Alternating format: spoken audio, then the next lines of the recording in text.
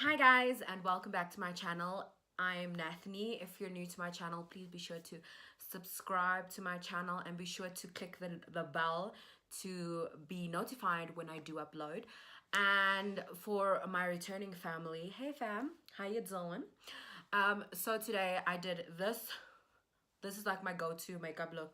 Maybe every time, like recently it's been my go-to look, but most of the time it's the same. Always put lashes on. That's just the thing. And I just put like 2 shadows on my lids and it's done. Bronzer, highlighter, a little bit concealer, and I'm out of the door. So this is what it looks like, and if you're interested in seeing how I achieve this look, please be sure to carry on watching this video, and don't forget to subscribe and like this video and share it with your family, and I will see you next time. So I'm going to prime my face with the Catrice Prime and Fine primer.